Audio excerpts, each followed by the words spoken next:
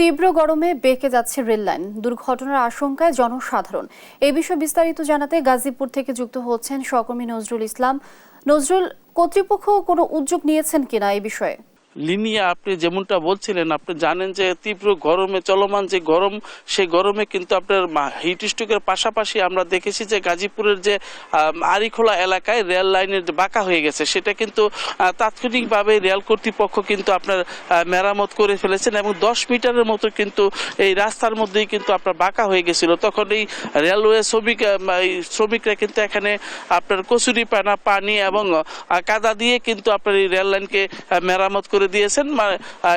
আধা ঘন্টার মধ্যেই কিন্তু চলাচলের উপযোগী হয়েছিল। আপনারা জানেন যে তীব্র তাপদাহের কারণে কিন্তু রেল লাইন সহ গাজীপুরের অনেক কিছুই কিন্তু সারা দেশের মতন অবস্থা বিরাজ করছে। তো আমরা যেখানটায় দাঁড়িয়ে আছি সেটা হলো যে আপনার পুবাইল রেল স্টেশনের সন্নিকটে আরিখোলা এলাকায়। এখানে কিন্তু এই জায়গাটি কিন্তু গতকালকে কিন্তু আপনার 10 ফিটের মতো কিন্তু জায়গা কিন্তু বেঁকে গেছিল। তখন রেলওয়ে স্টেশন মাস্টার তখন সংবাদ দেয়, তখন তাৎক্ষণিকভাবে শ্রমিকরা কিন্তু পাশ থেকেই বিভিন্ন কচুরি পানা এবং মাটি এবং পানি দিয়ে কিন্তু এই রেল লাইনকে শীতল করার চেষ্টা করে। এইভাবেই কিন্তু গাজীপুরের প্রতিটি জায়গায় কিন্তু আপনারা জানেন যে তাপদাহের কারণে কিন্তু গাজীপুরে ইতিমধ্যে একজন হিট স্ট্রোকে মারা গেছেন এবং একজন আহত হয়েছেন।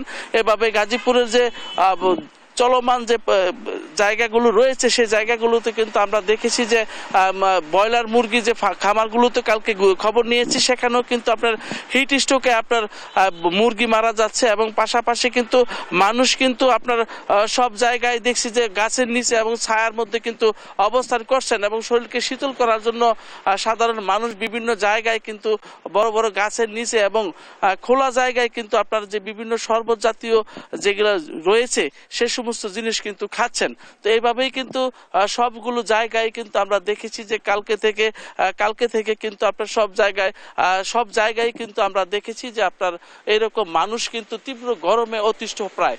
তো এরকম রেল লাইন বেঁকে যাওয়া শুধু নয়, পাশাপাশি গাজীপুরে যে সমস্ত জায়গায় রয়েছে সেই সমস্ত জায়গায় আমরা দেখেছি যে কর্মজীবী মানুষ যেগুলো রয়েছে তারা কিন্তু এখন কর্ম যাচ্ছে না, রাস্তাঘাট ফাঁকা এবং শূন্য অবস্থান রয়েছে। তো এই ছিল আমার কাছে গাজীপুর পুবাইল রেল স্টেশন আরিখোলা থেকে সর্বশেষ।